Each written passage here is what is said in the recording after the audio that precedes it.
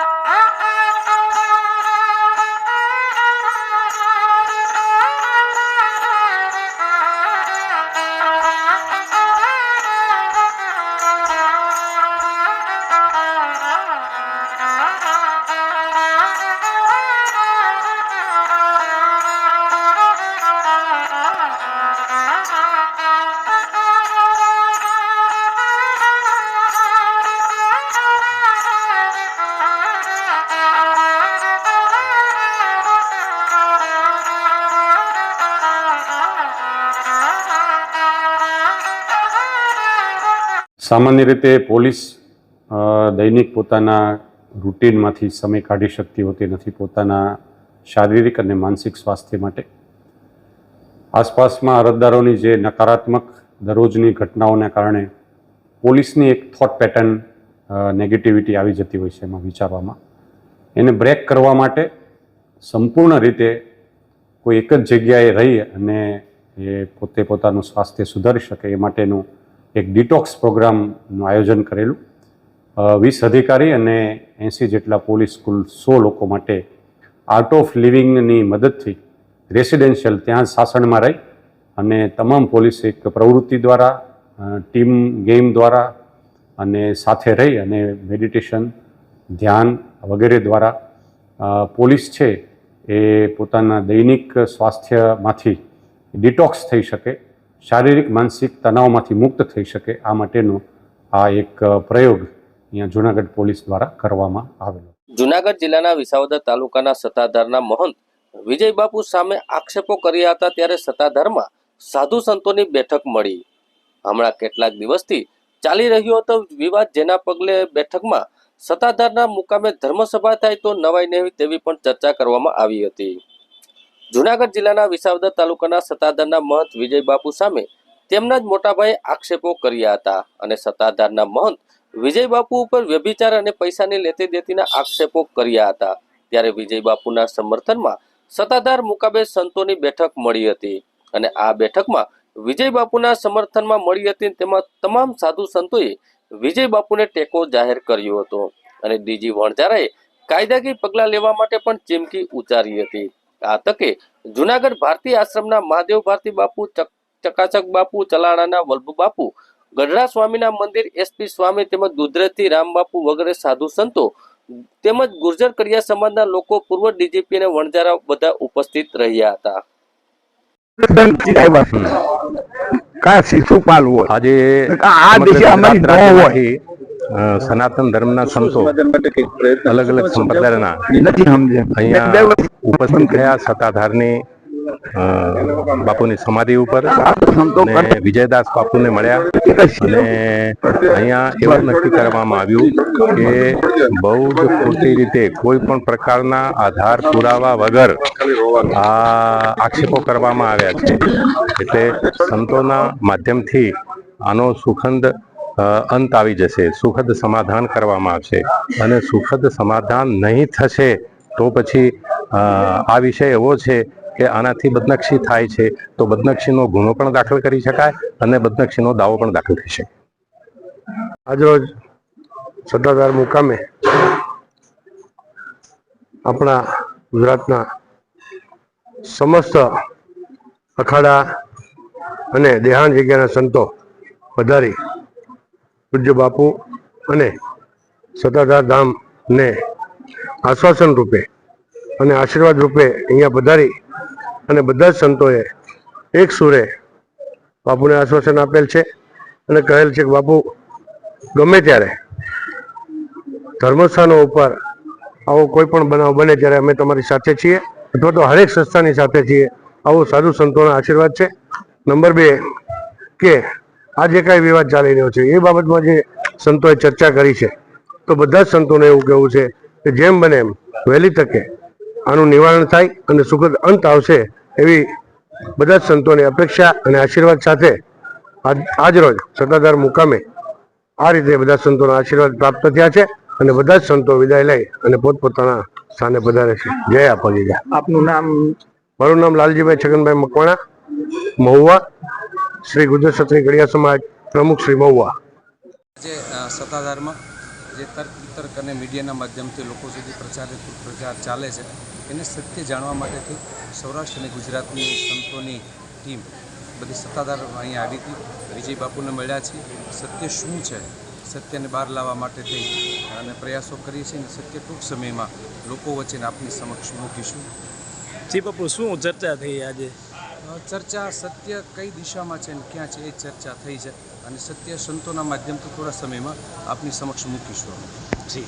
જૂનાગઢમાં મકાન આપવાના બહાના હેઠળ 20 લોકોને છેતરી 2,43,00,000 લઈ બિલ્ડર ફરાર.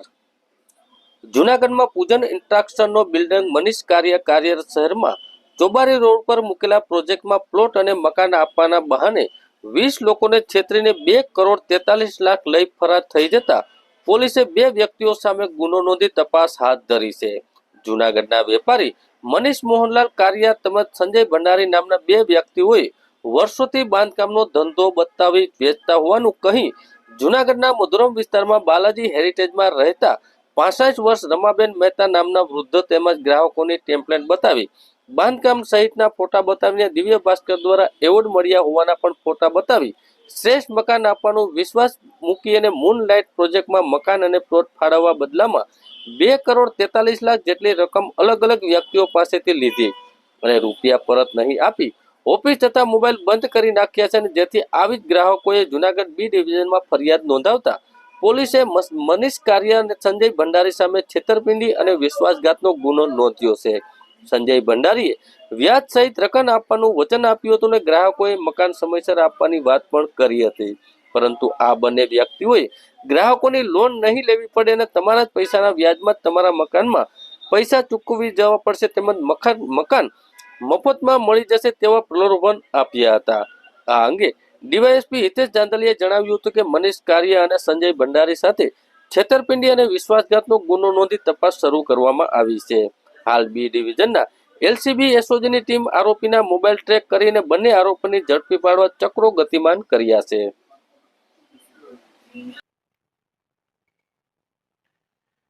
जूनागढ़ के एक्यूज जो अपने आप को बिल्डर की पहचान दिलाता था, मनीष मोहन कारिया और संजय भंडारी, दोनों ने पार्टनरशिप में पूजन इंफ्रास्ट्रक्चर के नाम पे मूनलाइट प्रोजेक्ट स्टार्ट किया और जो भी मतलब कंप्लेनर है रमाबेन मेहता, इनके अलावा और 19 लोग हैं, कुल मिला के 20 लोगों के साथ 2,43 लाख का जो फ्रॉड किया है, इनमें से किसी को भी उन्होंने दस्तावेज नहीं दिया है. सभी के साथ वो सस्ते में फ्लैट देने का वादा करके फिर कॉन्स्पिरेसी किया. तो बी डिवीजन पुलिस स्टेशन में भारतीय न्याय संहिता के सेक्शन 360, 380 और 61 के तहत ऑफेंस रजिस्टर हुआ है. अभी ये दोनों जो एक्यूज है वो वांटेड है. बी डिवीजन, क्राइम ब्रांच और स्पेशल ऑपरेशन ग्रुप की टीम है और टेक्निकल सर्वेलेंस के तहत उनका अभी धरपकड़ करने की कोशिश जारी है.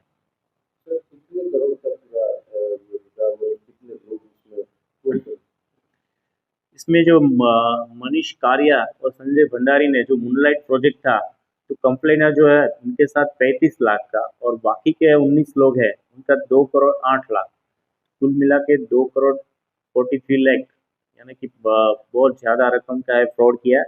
और अभी ये दोनों एक्यूज फरार है, तो उनके लिए भी टीम एक्टिव है, मेहनत कर रही है. इस हिसाब से આ ગુનાના આરોપી અને કહેવાતા વેપારી બિલ્ડર મનીષ મોહનલાલ કારિયા અને સંજય ભંડારીએ બંને આરોપીએ ભેગા મળી ગુનાહિત પૂર્વ આયોજિત કાવતરું રચી કામે ફરિયાદી રમાબેન નવનીતરાય મહેતા કે જેમને સારા બાંધકામવાળું મકાન સસ્તા ભાવે મળી રહે તે માટે તેમના સંપર્કમાં આવતા પોતા જે આરોપી છે મનીષ કારિયા તેમને પૂજન ઇન્ફ્રાસ્ટ્રક્ચર નામની પોતાને પેઢી હોય અને તેમના મારફતે તે કન્સ્ટ્રક્શનનું કામ કરતો હોય અને છેલ્લા 15 વર્ષનો અનુભવ હોય. આ ઉપરાંત દિવ્ય ભાસ્કર જેવી પ્રતિષ્ઠિત મેગેઝિન મારફતે તેમને આ બાબતે એવોર્ડ પણ મળેલો હોય. આ પ્રકારના જે પોતાની સાઇટનું કામકાજ શરૂ છે તે બાબતના અલગ અલગ પેમ્પલેટોનું વિતરણ કરેલું અને ફરિયાદીને વિશ્વાસમાં લઈ તેમને છે પોતાની જે સાઇટ છે તેમાં રોકાણ કરવા માટે અને મકાન લેવા માટે એ વિંગ અને બી વિંગના છે કુલ મળીને 48 લાખ રૂપિયામાં સોદો નક્કી થયેલો અને ફરિયાદીએ તેમના વિશ્વાસમાં આવી અને જો એડવાન્સ રૂપિયા આપશે તો તેમને 2 લાખ રૂપિયાનો ફાયદો થશે તેવું જણાવતા ફરિયાદીએ પોતે આરટીજીએસ મારફતે કુલ 35 લાખ રૂપિયા જેવી માતબાર રકમમાં જે આરોપીઓ છે તેમને ચૂકવી આપેલી.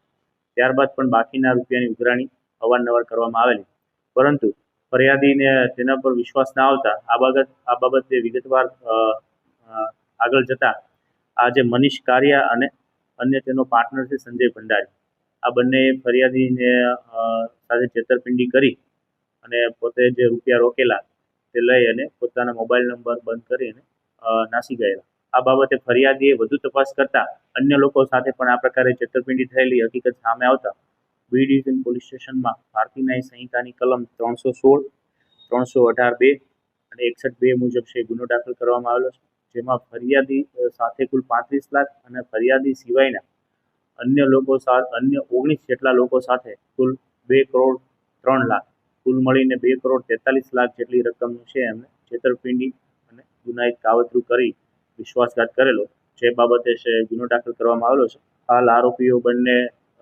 વોન્ટેડ હોય તેમને શોધવા માટે ક્રાઇમ બ્રાન્ચ, એસઓજી અને બી ડિવિઝનની પોલીસ સ્ટેશનની ટીમો મારફતે ટેકનિકલ સર્વેલન્સ અને હ્યુમન સોર્સિસની તપાસ શરૂ છે.